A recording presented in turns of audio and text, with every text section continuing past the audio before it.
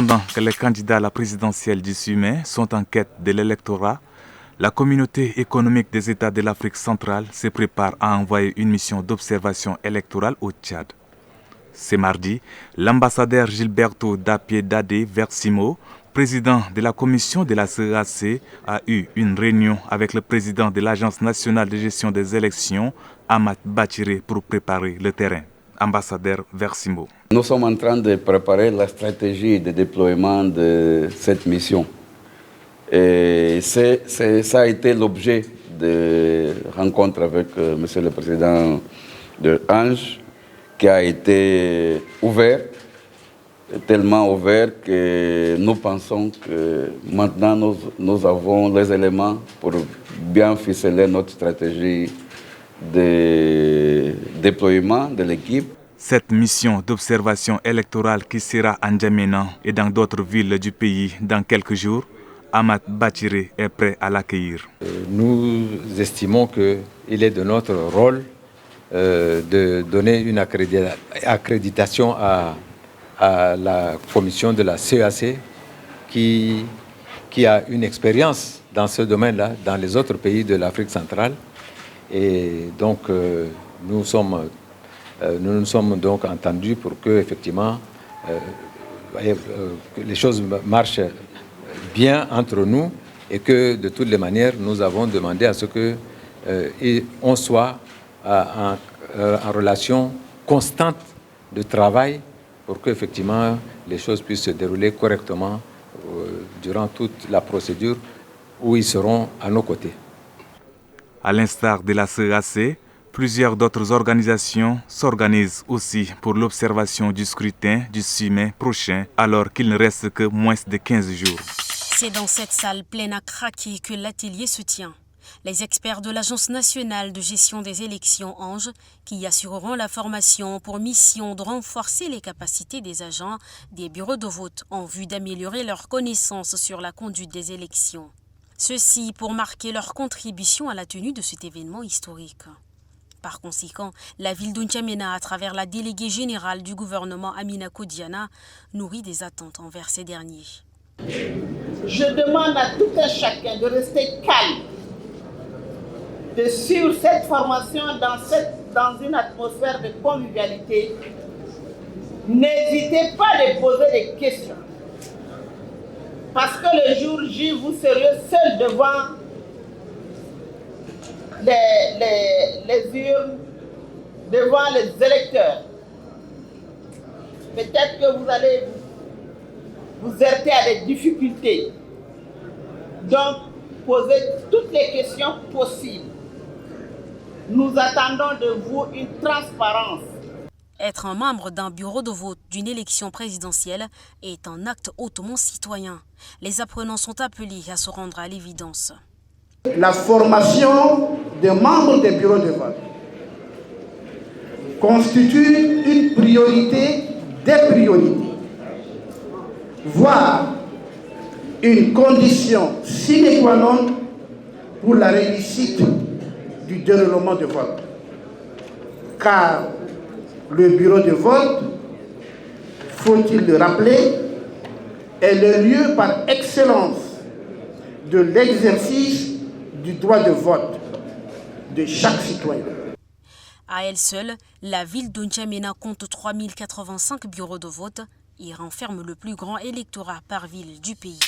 L'objectif de cette formation est de permettre aux participants de connaître ce que c'est qu'un fichier électoral, de quoi est-il composé et comment est-il structuré. L'OTED va, sur la base de ce fichier centralisé où il y aura déjà tous les éléments, il y aura la loi électorale, la loi sur la CENI, la loi sociale, sur la base de ces lois-là, faire de telle sorte que la loi électorale soit bien appliquée. Donc on va voir quels sont qui est juge des élections présidentielles, législatives, qui est juge des élections locales, pourquoi est-ce que l'élection locale se différencie de l'élection présidentielle, quels en sont les différents principes. Donc, contribuer à faire respecter donc, la loi électorale de manière à assurer la régularité des scrutins. Donc, nous devrions moi et vous, puisque nous sommes dans un même bateau. Hein, on est embarqués dans le même bateau. La formation, c'est de faire de vous des formateurs. Demain, vous-même, vous allez former. Cette formation, placée sous le thème « Le fondement de la démocratie », a réuni une cinquantaine de jeunes. Il en fait presque un problème personnel. Résoudre la crise énergétique que N'Djamena traverse en pleine canicule. Et ce matin, c'est à la centrale de Djambalbar qu'il a effectué sa 3e descente en 6 jours. Ici aussi, les turbines sont à l'arrêt. Sur les 4 groupes qui devraient normalement produire 16 MW, un seul tourne. Les 3 autres étant en panne depuis presque 2 ans. Aussitôt, le nouveau directeur général de la Société nationale d'électricité hausse le ton. Les Tchadiens sont dans le noir et sont dans la souffrance. Des Tchadiens comme eux, ils se permettent de constituer des cartels d'entreprises avec des sociétés mères.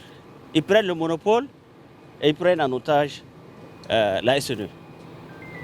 Il est inadmissible, je vous le dis, inadmissible qu'un Tchadien fasse ça.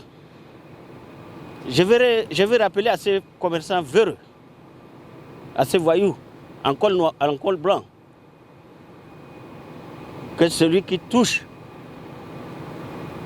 à l'énergie touche à la sécurité nationale.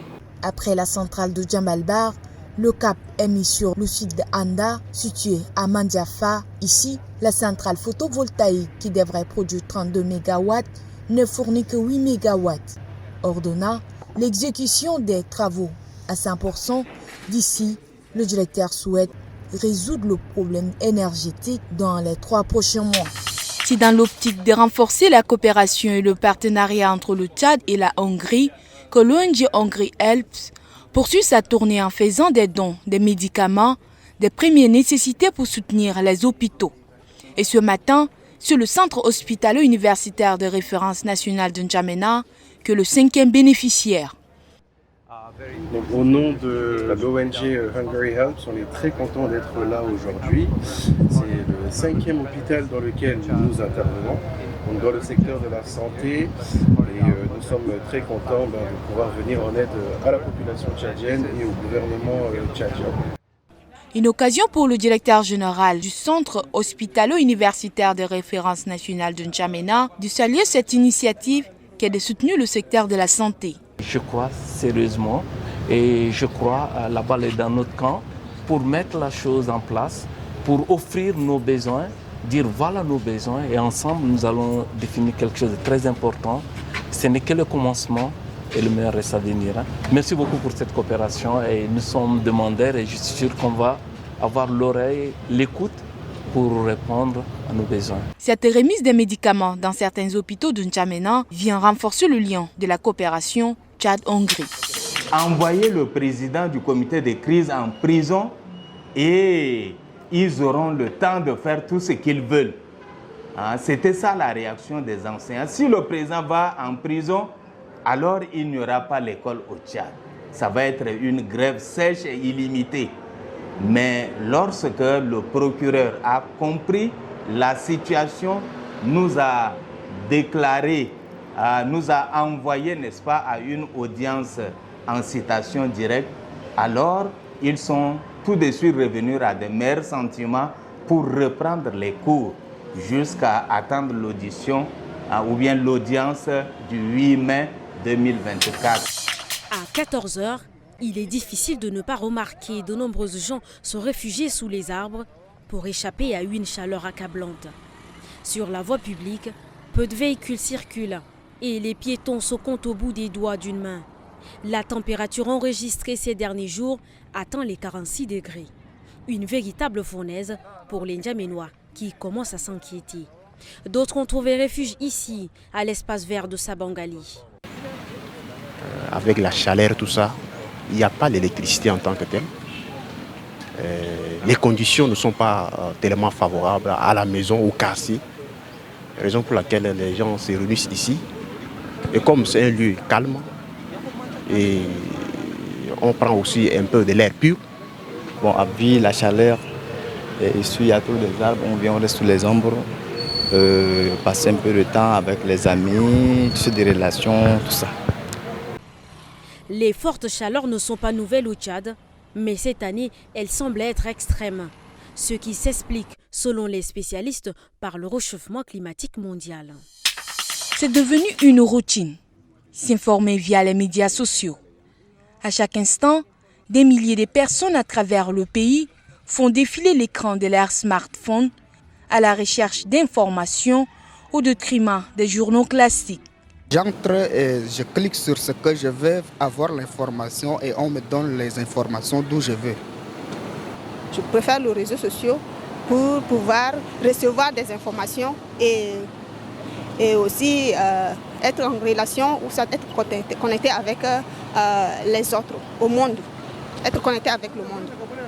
Dès que tu viens sur les réseaux sociaux, tu cliques ce que tu veux, tu cherches et puis tu trouves des réponses, tu choisis, tu entres et puis voilà, c'est parti. Donc moi, ce qui m'intéresse particulièrement, c'est les réseaux sociaux. À portée de main, les médias sociaux gagnent du terrain. Et cela ne semble pas être sans risque pour les journaux classiques. Ça constitue une menace parce que c'est une régression intellectuelle. Ça fait que ces jeunes embarquent avec eux bien d'autres jeunes qui veulent bien lire les journaux et qui tentent d'imiter leurs parents en lisant les journaux. Donc là, c'est une très grande menace. Et ce qui reste pour nous, les journaux, c'est de nous adapter. Les journaux classiques résistent encore aux menaces de la nouvelle technologie de l'information et de la communication, mais pour combien de temps? Derrière ce mur, il n'y a plus de place pour les corps sans vie.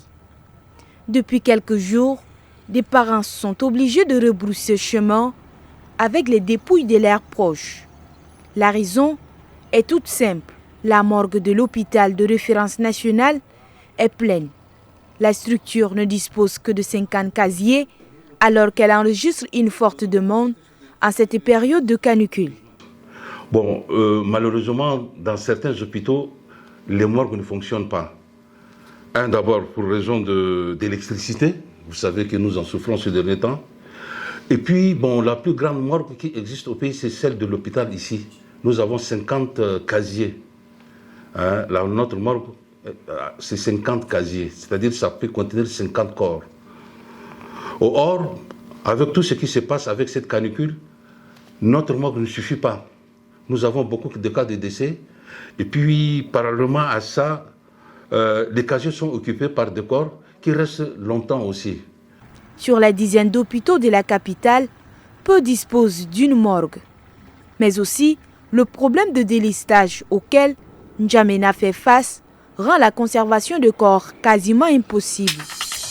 Le braquage a eu lieu dans la nuit du mercredi 24 avril vers 21h. Ici, à la station ZP de Toukra. Au lendemain de la scène, la scène du crime reste encore vive. Le sol est taché de sang, le coffre-fort dévalisé, des bidons d'huile perforés par des balles. L'un des pompistes témoins de la scène raconte comment le gérant de la boutique a été tué. Ils ont voulu maintenant pousser le boutiquier pour le faire entrer dans sa boutique.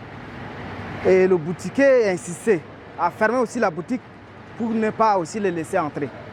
C'est comme ça qu'ils l'ont lancé aussi, peut-être 2 balles derrière. Il était tombé par dedans. C'est comme ça que les malfrats ont pu maintenant entrer et fouiller les dedans. Je ne sais pas quel montant ils ont pris, mais ils ont ramassé quand même l'argent des boutiquiers. Les braqueurs auraient vidé la caisse avant de prendre la poudre d'escampêtre. Le montant de leur butin est inconnu pour l'instant, tout comme leur identité. Une enquête est ouverte selon les sources sécuritaires.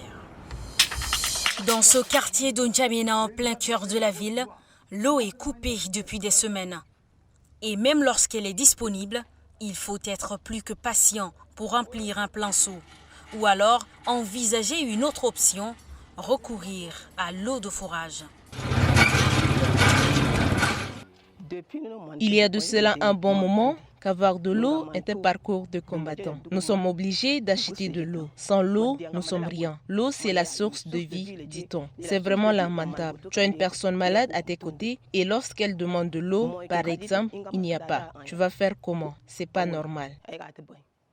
Alors, comment expliquer ces coupures d'eau? Plusieurs sources au sein de la Société tchadienne des eaux justifient ces interruptions par la vétusté du réseau de distribution, les pannes électriques et la forte chaleur ressentie à N'Djamena. En attendant, dans toute la ville, c'est la débrouille qui prime.